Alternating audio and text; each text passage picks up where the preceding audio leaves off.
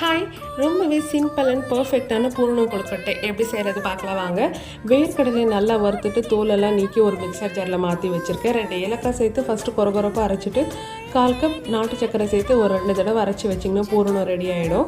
இப்போ மாவு ரெடி பண்ணிக்கலாம். 1 கப் அரிசி மாவுக்கு 1.5 கப் தண்ணி சேர்த்துருக்கேன். கொஞ்சமாக உப்பு, 1 ஸ்பூன் மைதா மாவு சேர்த்துருக்கேன், அப்போ தான் உடையாமல் வரும். 1 ஸ்பூன் நெய் சேர்த்து தண்ணி நல்லா சூடான பிறகு அரிசி மாவு சேர்த்துக்கலாம். நல்லா கலந்துட்டு ஸ்டவ் ஆஃப் பண்ணி ஒரு 10 நிமிஷம் ஒரு மூடி போட்டு க்ளோஸ் பண்ணி வச்சுருங்க.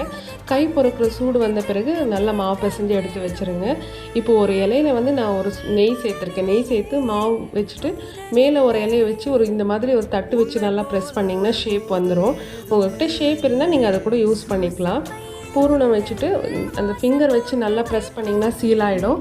இதே மாதிரி எல்லா மாவும் ரெடி பண்ணி வச்சுக்கலாம். இப்போ ஒரு இட்லி குக்கரில் நம்ம ரெடி பண்ண கொழுக்கட்டையை வச்சு மீடியம் ஃப்ளேமில் ஒரு 10 நிமிஷம் வேக வச்சிங்கன்னா சூப்பரான கொழுக்கட்டை ரெடி.